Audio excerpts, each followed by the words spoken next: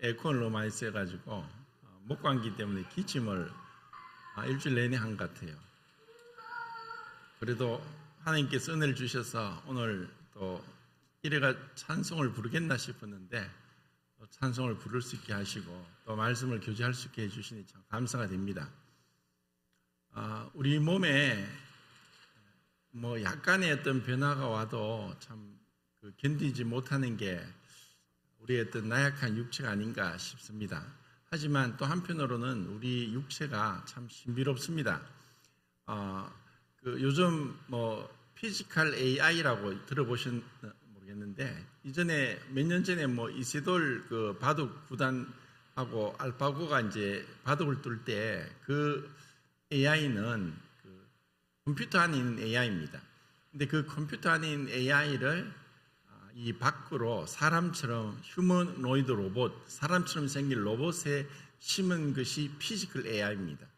근데 그 피지컬 AI를 만들 때 제일 어려운 게 뭐냐 하면은 우리는 생각할 때 발이 제일 어렵지 않은가. 왜냐하면 사람처럼 걷는다는 게 쉽지 않거든요. 그런데 요즘 뭐 아틀라스나 또 옵티머스나 이런 걸 보면은 정말 사람보다 더 잘 걷고 덤블링도 하고 그런 걸 보면 참 놀라운데, 그런데 그 다리나 그 발을 만드는 것보다 더 어려운 게 뭐냐면 손이랍니다. 사람 손에는 한 손에 뼈가 27개고 근육이 30개인데 이 손에 있는 감각을 느끼는 그 세포는 17,000개가 된답니다. 그러니까 우리 손으로 뭐 계란도 집을 수 있지만 유리컵도 깨지지 않게, 또 아니면 그 캔도 이게 찌그러뜨릴 정도로 힘이 들어가고, 그렇지만 손가락 끝에 자그마한 눈에도 보이지 않는 가시가 들어가도 너무나 아파서 뭐 어쩔 수 없는 그런 것을 볼 때 참 하나님은 참 너무나 놀라우신 분이라는 생각이 듭니다. 그리고 이런 무더운 여름에도 우리가 견딜 수 있도록 하신 것도 참 하나님의 은혜라고 생각합니다. 물론 우리가 천국에 가면 이런 더위도 추위도 낮도 밤도 겨울도 여름도 없을 것입니다. 그런 어떠한 장애도 없는 그런 곳에 갈 소망을 품고 또 여름을 지내면 좋겠습니다. 그리고 여름이 지나면 곧 가을이 오고 겨울이 올 것에 대한 희망이 있으니까 또 견딜 수 있는 것 같습니다. 자, 오늘은 요한복음 17장 17절부터 19절까지 말씀을 통해서 이제 거룩한 삶에 대해서 몇 번 교제를 할까 합니다. 요한복음 17장 17절, 18절, 19절입니다. 같이 한번 읽도록 하겠습니다. 시작.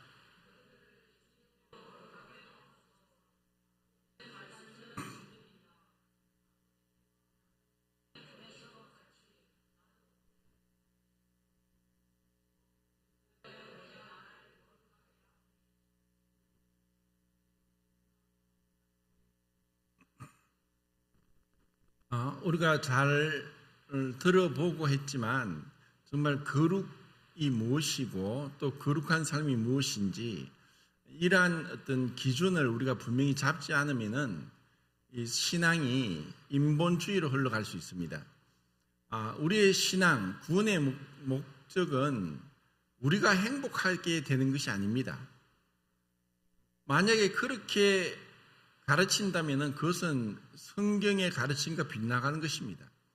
그것은 우리 기준으로서 그러면 하나님도 우리를 위한 존재가 되고 우리의 구원도 우리가 행복하기 위한 것이 되는 것입니다. 그렇다고 해서 하나님이 우리를 행복하게 하지 않도록 하는 것은 아니지만 행복보다 더 우선시 되는 게 있다는 것입니다. 그것이 바로 거룩입니다. 근데 거룩은 사실 우리말에 거룩이 있다는 것도 참 신기하지만 이 거룩이라는 이 단어의 원래의 뜻은 하나님께만 속한 것, 그렇기 때문에 이 세상과는 완전히 구별된 것, 분리된 것을 얘기합니다. 그러니까 하나님만이 가지고 있는 속성, 그리고 하나님은 여러 가지 속성들이 있죠. 사랑, 자비, 공의, 인자, 또 그 능력, 지혜, 전지하심, 또 무수부지하심, 이런 사실 우리가 헤아릴 수 없는 어마어마한 광대하신 하나님이신데, 그 하나님의 그 본질을 한마디로 얘기하면 거룩하시다. 그것은 이 세상의 어떤 것과도 비교할 수 없는, 이 땅에 없는 오직 하나님만 가지고 계신 속성, 그리고 이러한 거룩하심을 이 세상의 어떠한 사람이나 사물에도 그러한 단어를 쓸 수 없다는 것이 이 거룩이란 단어의 뜻입니다. 그러니까 다른 어떤 종교에서도 거룩이란 단어를 쓸 수 없어요. 왜냐하면 하나님에게 속한 것 외에는 쓸 수 없기 때문입니다. 그러면 우리는 이 거룩을 어떻게 알아야 되는가? 그것은 우리가 성경을 통해서 하나님이 어떠한 분인지를 알 때 가능합니다. 그리고 또 17절에서 아버지 말씀은 진리이다. 진리로 그들을 거룩하게 하옵소서 하는 그 기도의 내용처럼 아버지 말씀이 진리인데 진리로 우리가 거룩함을 얻게 된다는 것입니다. 그리고 그 앞에 14장 6절에는 예수님께서 내가 곧 길이요 진리요 생명이니 나로 말미암지 않고는 아버지께로 올 자가 없다라고 말씀하시면서 예수님이 곧 진리다라고 말씀하십니다. 그리고 그 뒤에 가면 16장 13절에 가면은 진리의 성령이 오시면 내가 너희에게 가르친 모든 것을 생각나게 하리라. 그래서 진리의 성령님이라고 했습니다. 그래서 진리는 삼위일체 하나님에 대해서 모두가 다 적용되고, 그리고 그 하나님만이 진리이십니다. 그러면 우리 인간들이 하는 많은 말들은 사실 거짓되다. 디도서에 보면 그대 사람은 다 거짓말쟁이다. 인간이 하는 말은 어떤 부분에서 이 순간적으로는 맞을지 모르지만 영혼의 시간을 볼 때 그것은 맞지 않습니다. 오직 영원하신 하나님의 말씀, 거짓되지 않고 하나님으로부터 나오는 그 말씀만이 진리인 것입니다. 그래서 그 진리가 우리를 자유케 하고 또 진리가 우리를 거룩하게 한다는 것, 이러한 관점에서 우리가 이 거룩한 삶이 어떠한 삶인지를 보겠는데, 우선은 이 거룩에도 우리의 신분적인 거룩과 우리의 상태적인 거룩으로 구분을 해야 됩니다. 그렇지 않으면 또 우리가 혼돈 가운데 빠집니다. 신분적인 거룩은 제가 생각할 때는 그 거룩함을 얻었다. 히브리서 10장 10절에 이 뜻을 쫓아 우리가 그분이 몸을 단번에 들이심으로 말미암아 우리가 거룩함을 얻었노라라고 했고, 그리고 또 한자로 성도라고 하는 말도 거룩할 성자에 무리 도자를 써서 거룩한 무리들, 교회에 속한 성도들, 형제 자매들, 구원받은 자들은 다 성도입니다. 그리고 그들은 다 거룩합니다. 여기서 거룩하다는 것은 신분적인 거룩입니다. 그 신분적인 거룩은 하나님의 부르심을 받고 사랑을 입어서 모든 죄를 용서받고 또 하나님의 자녀가 된 자들이 거룩한 자들입니다. 이것은 고린도 교회처럼 정말 끔찍스러운 죄를 범한 그 교회를 향해서도 사도 바울이 성도라고 그렇게 부르는 것을 볼 때 신분적인 거룩과 그 상태적인 거룩은 구분된다는 것을 우리가 알 필요가 있습니다. 그러면 신분적인 거룩은 제가 생각할 때는 성령의 내조하심이라고 생각이 됩니다. 왜냐하면 성령님은 그 단어 자체에서 거룩한 영이시고, 그리고 거룩한 영이신 성령님은 우리가 믿을 때에 우리 안에 들어오시기 때문입니다. 이것은 오순절날 시작된 것이고, 그 이전에는 구약시대 때 그리고 예수님 제자들에게 마저도 성령님이 계셨지만, 성령님은 그들에게 그때마다 필요할 때마다 역사하셨고 그들 안에 들어오지 않았습니다. 그런데 예수님이 죽으시고 부활하시고 40일 동안 이 땅에 계시다가 그 14번을 제자들에게 보이시고 11번을 보이셨죠. 그리고 성천하시고 나서 또 3번을 부활하신 모습을 보이셨습니다. 그 3번은 스데반에게, 또 다메섹 도상에서 바울에게, 그리고 밤모섬에서 사도 요한에게, 이렇게 이제 성천하시고 나서 부활하신 모습이 3번이 나타나서 14번인데, 그런 성천하신 이후에 예수님 약속대로 성령님이 오셨습니다. 그리고 그때 오신 성령님은 구약시대 이전과는 다른 성령의 내주하심, 이제는 영원토록 믿는 자 안에 성령이 영원히 거하시면서 떠나지 않고 함께 하시는 그런 새 언약 가운데 우리가 구원을 받게 된 것입니다.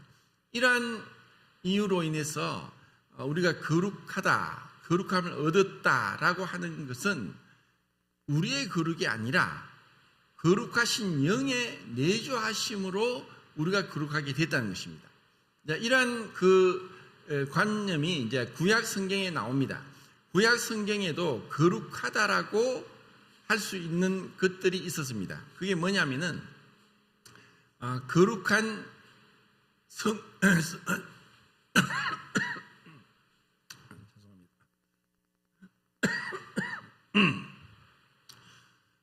거룩한 성령님을 상징하는 기름 부음을 받았고, 또 기름이 발라졌는 그러한 그릇이나 사람에게는 거룩하다라고 칭했습니다. 이것은 앞으로 성령님이 오셔서 내주하실 것에 대한 그림자였기 때문에 이러한 식으로 거룩한 사람, 거룩한 물건, 또 거룩한 옷, 이렇게 이제 구분을 했습니다. 자, 우선은 구약 성경을 보면서 우리 신분적인 거룩이 얼마나 놀라운가를 한번 살펴보겠습니다.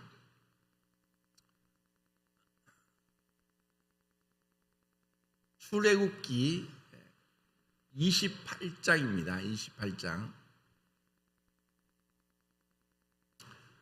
28장은 전체가 43절까지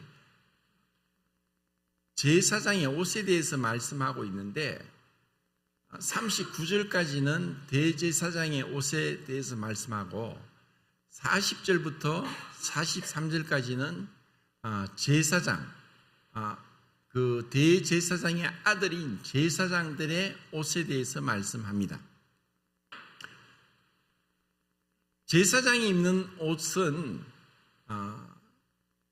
흰 세마포 옷을 입고, 그리고 허리띠를 띠고 머리에 관을 쓴 것이 제사장의 옷이었습니다.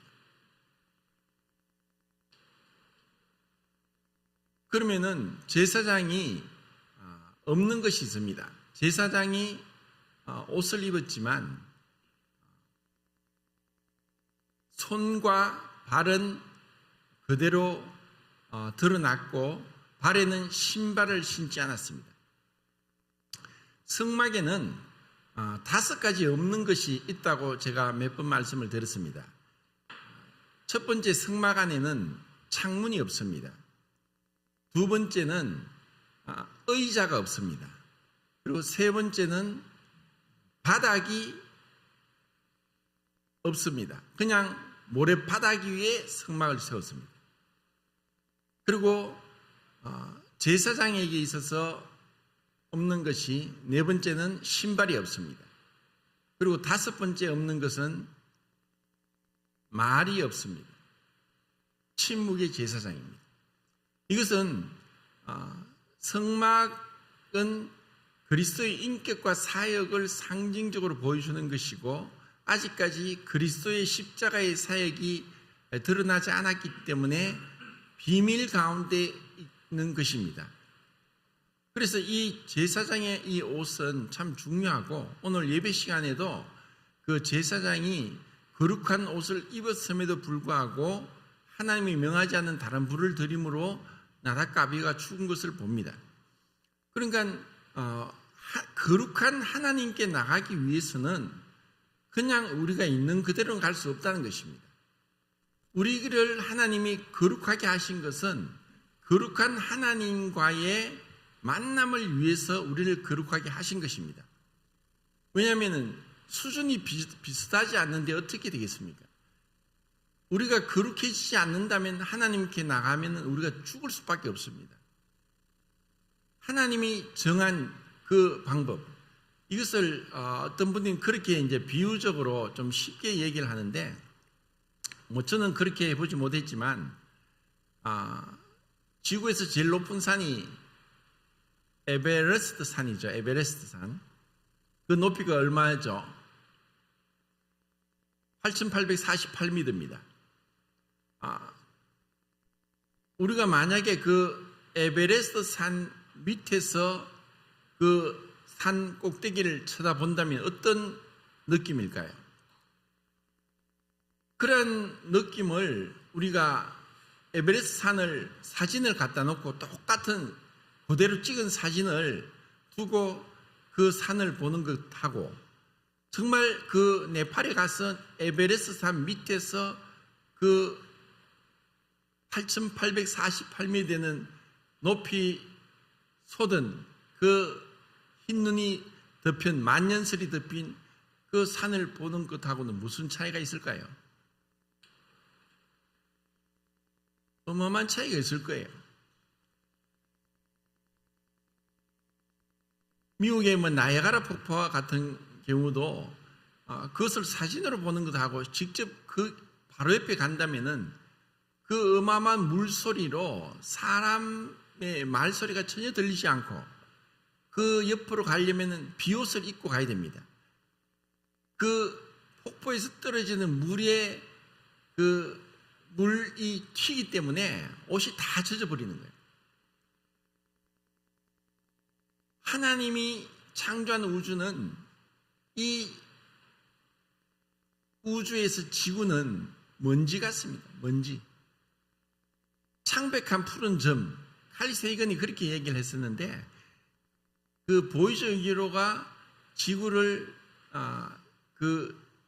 천왕성까지 갔을 땐가 그 카메라를 지구 쪽으로 돌려서 찍었을 때 창백한 푸른 점이 하나 딱 찍혀 있었습니다. 지구입니다. 근데 그 우주는 이루어야지 못할 정도로 광대합니다. 우리가 하나님의 광대하심, 거룩하심을 얼마나 알까? 성경에서도 하나님의 거룩하심을 경험한 자들의 모습은 죽은 자같이 되었습니다. 욥이 그랬고, 다니엘이 그랬고, 또 모세도 그랬고, 사도 요한도 그랬고, 또 사도 바울도 그랬습니다. 그 하나님의 거룩하심을 조금이라도 보게 될 때 그들은 그냥 죽은 자처럼 엎드러질 수밖에 없다는 것입니다. 종교개혁자가 이야기를 했습니다. 우리 인간은 하나님의 거룩하심 앞에서 자기를 비춰보기 전까지는 자기의 죄악의 추악한 모습을 절대로 알 수 없다라고 했습니다.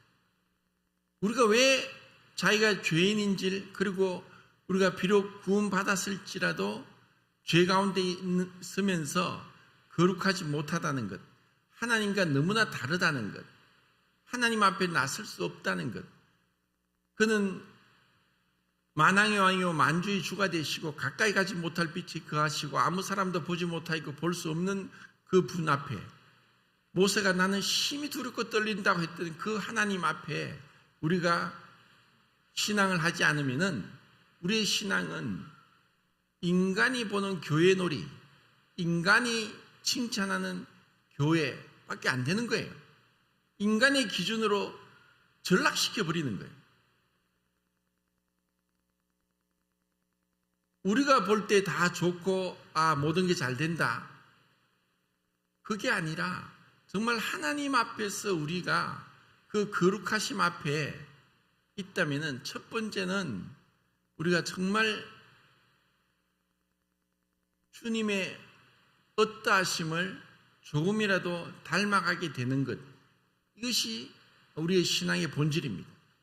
이것을 놓쳐버리면은 우리는 이 하나님이 없는, 하나님이 기뻐하지 않는 그런 신앙을 할 수 있다는 것입니다.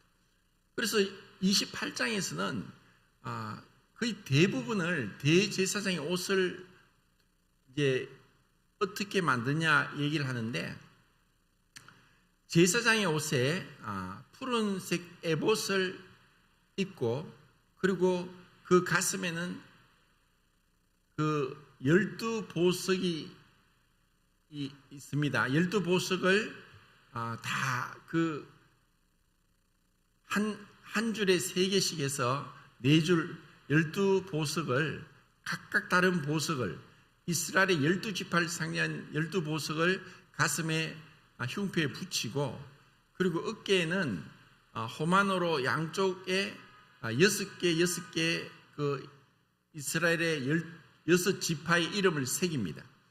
그리고 대제사장의 머리에 쓰는 관에는 푸른색 끈으로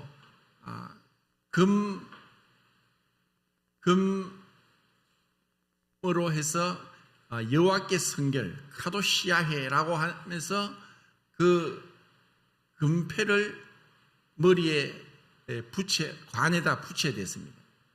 이것이 이제 대제사장의 옷이었습니다.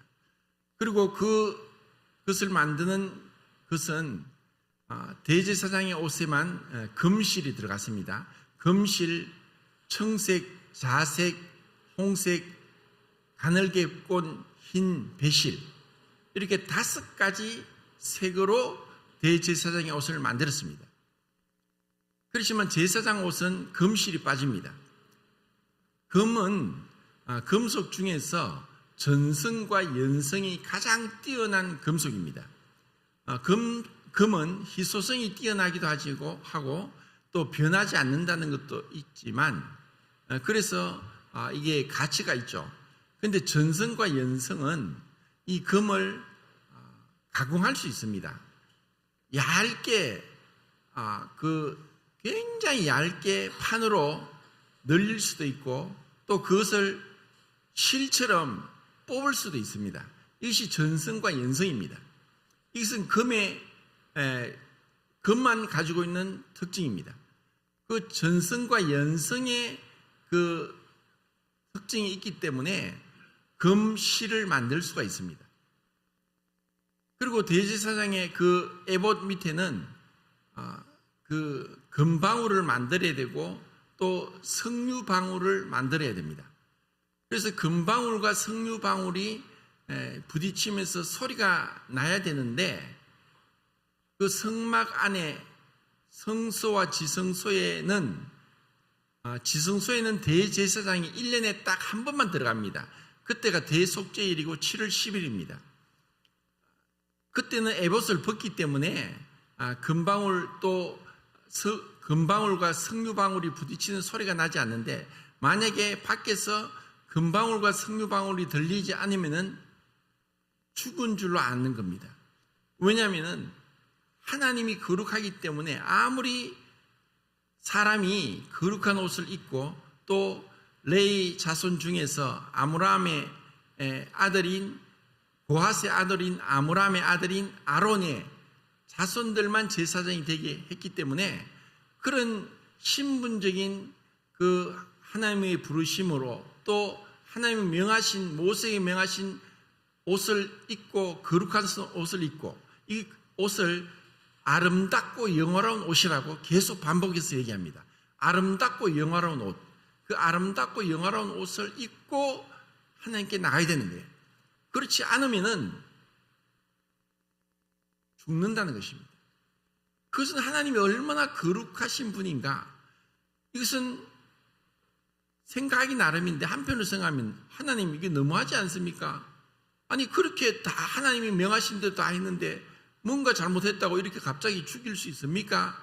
하고 인간적인 측면에서 항변을 할 수 있을지 모르지만 우리가 생각할 때 불이 활활 타는데 불이 난 곳에 뛰어들면 다 죽지 않습니까? 그것처럼 하나님은 하나님을 그 예배하는 천사의 계급이 그룹이 있고 스랍이 있습니다. 그 스랍이 원래 오늘은 세라핌인데 그 원래 뜻은 불타다 이란 뜻에서 나옵니다. 그 세라핌의 그 동사는 샤레프인데 그것은 속죄제에만 그 단어를 씁니다. 다른 불태우다는 단어는 카타를 씁니다. 그러니까 이것은 하나님의 놀라운 그 비밀이 그 안에 숨겨져 있어요. 이것은 또 시간이 되면 나중에 또 제가 말씀을 드리겠습니다.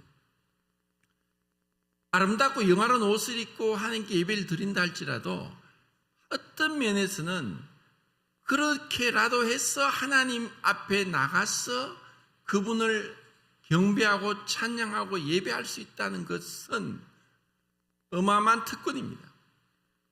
이것은 인간이 누릴 수 있는 가장 위대한 특권입니다. 인간이 누릴 수 있는 가장 행복함이 여기에 있습니다. 인간이 언제 행복합니까?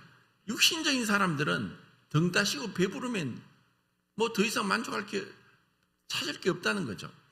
그런데 우리 인간은 하나님의 형상과 모양대로 만들었기 때문에 하나님과 교제할 때, 하나님 앞에 나갈 때, 하나님을 만날 때, 하나님을 알아갈 때, 그때 우리는 가장 행복해지는 거예요. 그리고 그분은 우리를 그 거룩하신 하나님 앞에 나오도록 하신 거예요. 자, 28장 39절부터 43절까지 같이 읽겠습니다. 28장 39절부터. 앞에는 제가 대충 조금 설명을 드렸는데 39절부터 다음에 시간이 많이 걸리니까 39절부터 43절까지 시작.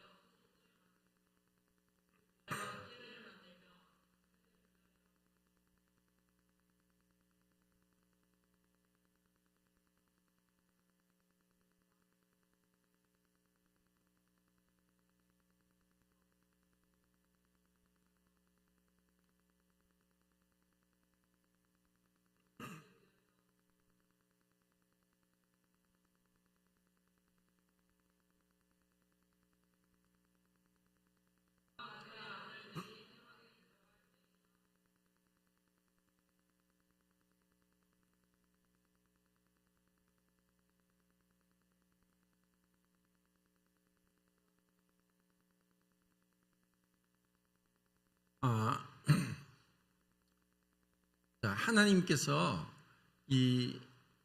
먼저는 출애굽한 이스라엘 백성들을 향한 뜻이 어디 있었냐면은 출애굽기 19장 3절인 것 같은데 이스라엘 백성을 제사장 나라가 되게 하는 것이 하나님의 뜻이었습니다. 그것은 하나님 앞에 제사를 드린다는 것은 하나님이 너희와 만나겠다. 그래서 그 하나님이 만나는 그 곳을 여러 가지 이름으로 이제 부르는데 지성소라고 합니다. 지극히 거룩한 장소. 오직 그곳에서만 하나님이 이스라엘 백성을 만난다고 했습니다. 그리고 그 지성소에서 하나님 만나는 곳이 바로 속죄소입니다. 그곳에서 죄가 용서받기 때문에 죄가 용서받아야만, 죄가 가려져야만 하나님을 만날 수 있다는 것입니다. 그리고 또 그곳 이름을 시은좌라고 했습니다. 시은은 은혜가 나타나는 곳입니다. 결국 하나님께서 우리 인간을 만나는 것은 은혜라는 거죠. 그러니까 사실 그 하나님 보실 때 이 제사장이 그 안에 속옷을 입고 고이 바지를 입고 하체가 드러나지 않게 해라. 만약에 하체가 드러나면 너희가 죽는다라고 했을 때 우리 사람이 볼 때는 그렇죠. 사람이 볼 때는 뭐 옷을 입으면 가리니까 보이지 않죠. 그런데 하나님께서 옷을 입었다고 해서 못 보시고 입지 않았다고 안 보시겠습니까? 하나님은 다 보시는 거예요. 근데 이것은 은혜라는 거예요. 우리 인간에게 주신 은혜라는 거예요. 우리 인간은 아담이 에덴 동산에서 선악과를 먹고 나서부터 벌거벗은 것을 알았어요. 여기서 벌거벗은 것을 알았다는 것은 사실 원래 벌거벗었는데 안다는 것은 자의식이 들어오고 죄의식이 들어왔다는 거예요.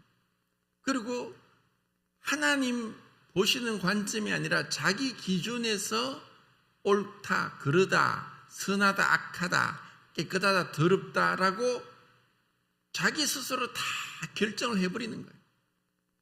하나님은 하나님의 형상과 모양대로 우리 인간의 육체를 아름답게 창조하셨어요. 사실 얼마나 아름다운지 몰라요. 서두에 제가 손에 대해서 말했지만 17,000개의 우리의 손 감각 세포가 있기 때문에 우리 손으로 할 수 있는 게 척히 많아요. 그런데 다른 동물들은 봐요. 손이 없잖아요. 발로서 뭘 합니까? 우리는 손가락으로 이렇게 자유롭게 움직이면서 많은 것을 할 수 있어요. 하나님은 우리 인간을 이렇게 놀랍게 창조했는데 우리가 평생 살면서도 자기 몸을 다 모르고 죽는 거예요.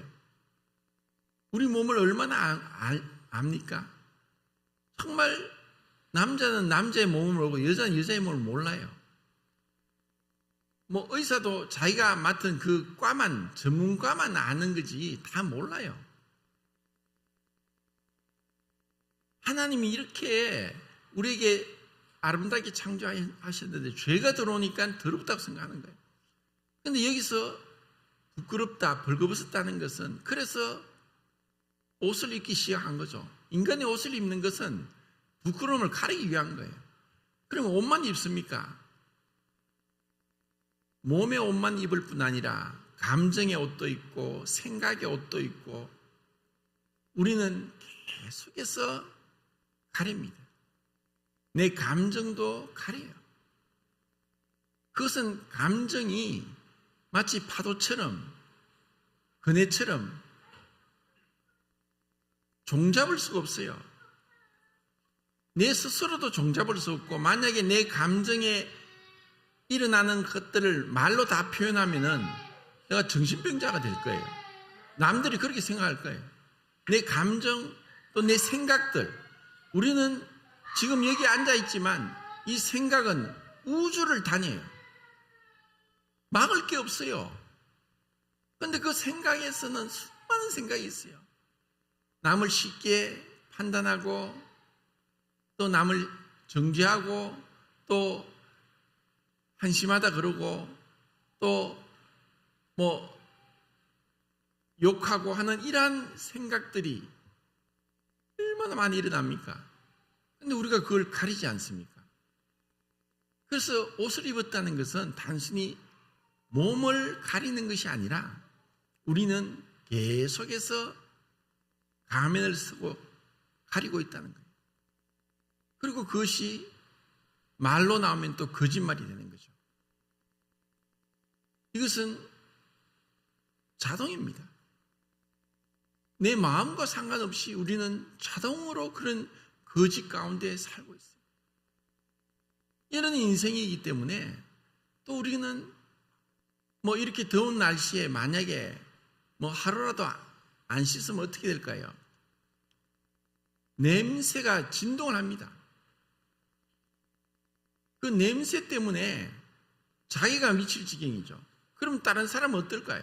그나마 우리는 다행히도 뭐 아침 저녁으로 샤워를 할 수 있으니까 그리고 옷도 뭐 세탁기가 있어서 자주 빨 수 있어서 괜찮지.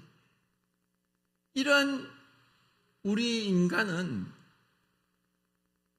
머리부터 발끝까지 사실 성한 곳이 없어요. 이사야서 64장 6절 말씀에 그렇게 우리의 의는 다 더러운 의와 같고 누더기와 같다, 누더기 옷과 같다라고 이사야 64장 6절에 말씀하고 있어요. 우리는 그런 자란 거예요. 그리고 스가랴서 3장에 보면은 그 대제사장 여호수아가 완전 더러운 옷을 입고 서 있고 사단이 송살해요. 그때 하나님이 정말 타다가 끌러 시커먼 그와 같은 그런 더러운 옷을 입고 있는 대제사장 여호수아에게 저 옷을 벗기고 깨끗한 옷을 입히라고 합니다. 이것은 상징적으로 보여준 그림인데 우리에게 이러한 일이 주어졌어요. 그것이 바로 십자가에서 이루어진 거죠. 주님이 우리의 죄를 가지고 가시고 우리에게 그분의 의를 옷 입히셨어요. 그러면 의는 뭐고 거룩은 무엇이냐? 의는 죄의 형벌로부터 깨끗하게 된 것이 의라고 할 수 있다면은 거룩은 죄의 권세와 오염으로부터의 구원을 거룩이라고 얘기하는 거예요. 이런 차이가 미묘한 차이가 있어요. 그래서 우리는 구원받았을 때 신분적으로 의로워졌고 신분적으로 거룩하여졌습니다. 신분적으로 의로워졌다는 것은 우리의 죄가 다 용서받고 그 의는 나의 의가 아니라 예수 그리스도의 의가 옷 입혀졌다는 것입니다. 이것이 갈라디아 3장 27절 말씀입니다. 예수 그리스도의 의로 옷 입었기 때문에 우리는 천국에 어떻게 들어가느냐? 예수 그리스도의 의로움으로 들어가는 거예요. 의는 나의 것이 아니에요. 그래서 루터는 낯선 의다, 나에게서 온 의가 아니다. 의는 내 것이 아니다. 낯선 의는 곧 예수 그리스도의 의다. 그것을 우리가 믿음으로 얻게 된 거예요. 믿음으로 하나님 앞에 의로운 자가 되었고 의롭다함을 얻게 되었고 그리고 성령의 오심으로 우리는 거룩한 자가 된 것이에요. 구약 성경에도 거룩한 옷, 거룩한 자는 다 기름이 부어졌어요. 기름이 부어진 기름은 성령을 상징하는 것이죠. 기름이 의미하는 것은 기름은 어떻게 해서 생기느냐? 동물성 기름 또 식물성 기름은 압착을 해서 나오는 거예요. 또 죽어야 나오는 거예요. 그 기름은 모든 것을 부드럽게 해요. 기름이 들어가면은 모든 것이 부드럽게 순화가 되는 거예요. 성령의 역사는 이 하나님과 원수된 자, 죄인된 자, 결코 하나님 앞에 설 수 없는 자를 하나님 앞에 설 수 있도록 우리를 변화시키는 거예요. 그래서 성령의 상징은 기름이고 물이고 불이고 바람이고 또 비둘기다. 이 모든 것이 성령을 상징하는 것인데 성령이 그렇게 우리를 거룩하게 하신다고 이제 기름으로 얘기를 하는 거예요. 이렇게 해서 제사장은 거룩한 옷을 입고 거룩한 하나님께 예배를 드릴 수 있도록 하나님께서 은혜를 주신 것입니다. 이것이 구약시대 때 거룩한 모습인데 그렇다고 해서 그들의 모습에서 거룩한 것은 없습니다. 이것은 우리에게 신약시대에 어떻게 우리가 거룩한 자가 되는가에 대해서 우리에게 말씀하는데 구약 성경에서도 이런 말씀을 하지만 실질적인 방법에 있어서는 그것에 대한 언급이 없습니다. 자, 레위기를 보겠습니다. 레위기 11장입니다. 11장은 무슨 내용이냐 하면은 음식에 대한 내용입니다. 5가지로 구분이 되는데 어류, 파충류, 또 양서류, 포유류, 조류, 양서류가 아니라 곤충류, 포유류, 조류 이렇게 5종이거든요. 5종에 대해서 먹을 수 있는 것, 못 먹는 걸 다 구분했습니다. 그 중에 파충류는 전부 다 부정해서 하나도 먹으면 안 됩니다. 그리고 어류 중에서 먹을 수 있는 건 비늘이 있어야 되고 비늘이 없으면 안 됩니다. 그리고 곤충 중에 먹을 수 있는 것은 다리가 있어 뛰어다닐 수 있는 것, 그리고 조류는 날개가 있어서 날 수 있는 것, 날지 못하는 것은 부정한 것입니다. 그리고 포유류는 쪽발이 되고 대책임질 해야 됩니다. 그래서 반추 동물만 먹을 수 있습니다. 자, 이런 식으로 먹는 것에 대해서 다 구분을 하시면서 이제 44절, 45절 읽겠습니다. 44절, 45절. 시작.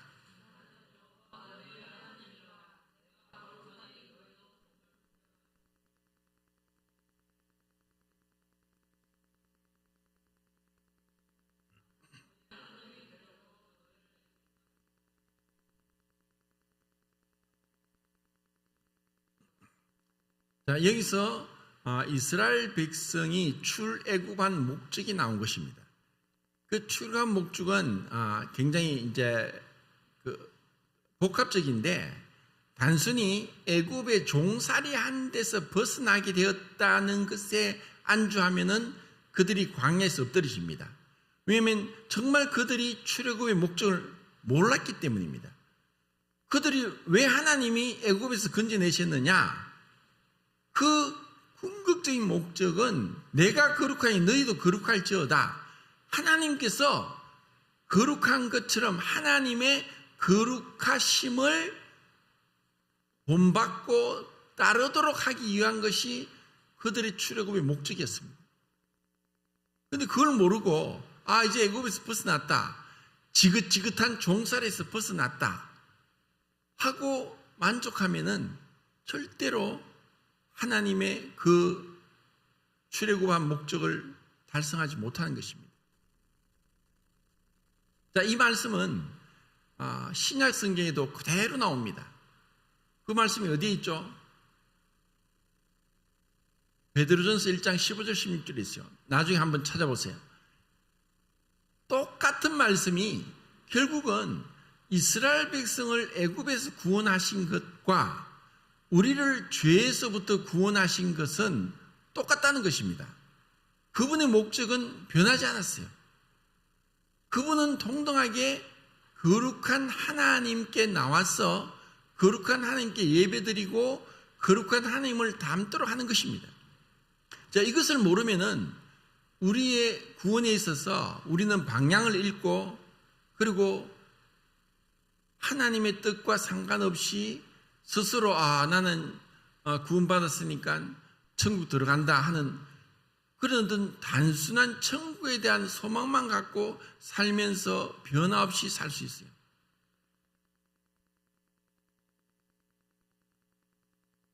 자, 그 뒤에 또 보겠습니다. 레기 20장 26절입니다.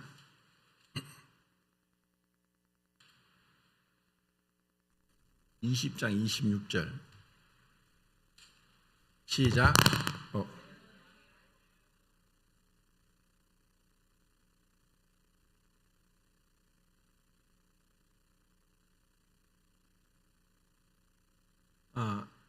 우리는 그 요한복음 17장 앞에서 주님이 우리를 소유 삼으셨다, 우리 것으로 또 우리가 그분께 속하게 됐다고 그렇게 이제 말씀을 이제 보았습니다. 그렇게 예수님이 기도를 하셨습니다.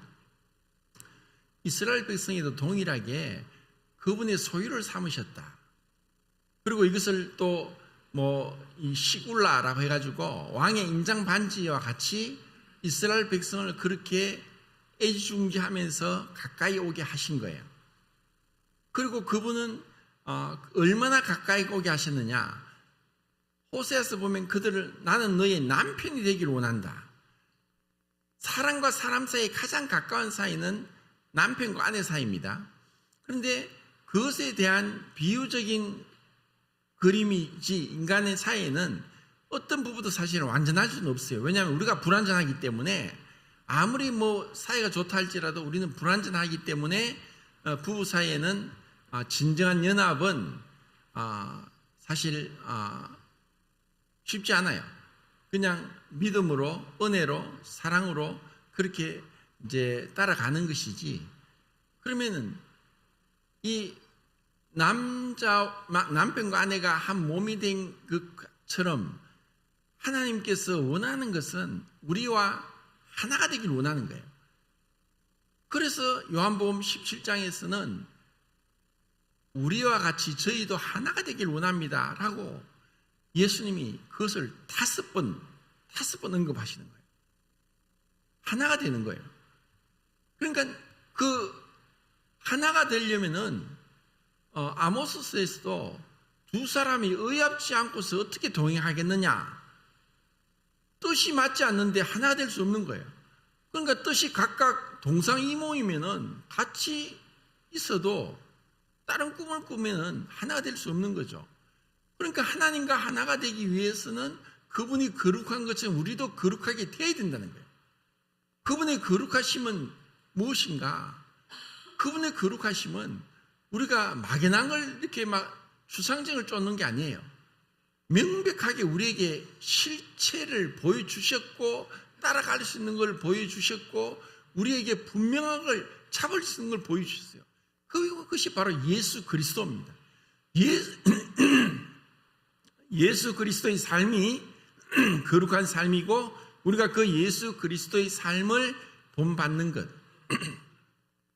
그분이 어떤 상황에서도 어떠한 흔들림이 없이 제자들을 끝까지 사랑하면서 그분이 만약에 우리 사람 같았으면 화를 내고 또 아니면 책망을 하고 돌아서고 이랬을 그런 상황 속에서도 그분이 인내하면서 우리를 사랑하고 감사하는 것. 그렇지만 그분은 그냥 모든 것을 사랑하고 덮은 것이 아니라 때로는 그분은 진노하셨어요. 그분은 불의에 대해서는 참지 못하셨어요. 위선적인 것. 바리새인들을 향해서는 마태복음 23장에서 화 있을진저 그 8번 나와요. 마태복음 5장부터 7장까지는 5장에서는 복 있는 사람을 팔복을 말씀하셨지만 바리새인들에게는 화 있을진저를 또 8번 말씀하시는 거예요. 그건 왜 그런가? 정말 그분이 거룩하시면은 죄에 대해서는 결코 용납할 수 없는 거예요. 그래서 하나님의 거룩하심이 가장 분명하고 확실하게 나타난 곳이 어딘지 아십니까? 십자가입니다. 그 십자가에서 예수 그리스도께서 우리의 죄가 되셨어요. 그분이 우리의 죄가 되심으로 그 죄에 대해서 하나님의 진노가 그 아들에게 영원 전부터 창세 전부터 아버지와 동등하신 그 아들 하나님에게 아버지의 진노가 퍼부어진 거예요.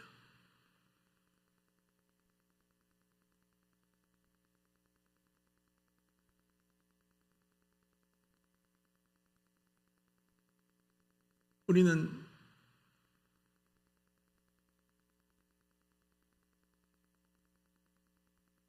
그 예수 그리스도의 채찍에 맞음으로 그분이 우리 대신 못 박힘으로 그분이 우리 대신 뺨을 맞고 침뱉음을 당하고 빨가벗김을 당하고 십자가에 높이 달려 죽으심으로 아버지의 거룩한 진노를 그분이 우리 대신 받음으로 우리를 살려준 거예요. 그래서 우리가 그분께 예배드릴 수 있는 거예요. 우리 예배가 얼마나 영광스럽고 존귀한 거냐. 이 가치를, 이 예배의 가치를 우리가 알 때, 그때 우리는 이를 위해 살아가는 거예요. 무엇 때문에 삽니까? 우리 행복이 어디 있습니까? 우리가 부족하고 우리가 정말 어눌하고 우리가 모자라지만 주님은 우리가 예수 그리스도의 이름으로 아버지께 나와서 예배드리는 이 예배를 얼마나 기뻐하신다고 했습니까? 감사로 제사를 드린 자가 나를 영화롭게 한다. 예수 그리스도 이름으로 나올 때 아버지께서 기뻐 받으신다고 했습니다. 우리 삶에 있어서 나는 예배자다. 나는 거룩한 예배를 드리는 거룩한 옷을 입고 시편 29편 1절 2절에 너희 권능 있는 자들아 여호와께 영광을 돌리고 돌릴지어다. 하나님의 이름에 합당한 영광을 돌리라. 거룩한 옷을 입고 예배할지어다. 그분의 이름에 합당한 예배를 드리고 영광을 돌리고 거룩한 옷을 입고 우리는 예수 그리스도 옷 입고 아버지께 예배를 드리는 것입니다. 이것이 가장 행복한 거예요. 이 세상에 그 어떤 것도 우리보다 이것보다 행복한 게 없어요. 이 가치를 알 때 우리는 주님 앞에서 신앙이 자라게 되고 변화되고 주님 가까이 가게 되고 또 어떠한 시련에도 어떠한 고난 속에서도 이겨낼 수 있는 거예요. 왜냐? 우리를 거룩한 아버지 앞에 예배드리는 자로 불러주셨는데 이런 존귀한 자가 되게 하셨는데 무엇이 우리를 가로막겠습니까? 오늘은 거룩한 삶의 신분에 대해서 교제를 했습니다. 하나님께서 이 놀라운 은혜가 또 우리를 부르신 이 말할 수 없는 감당치 못할 은혜가 우리 모두에게 임하기를 참원합니다.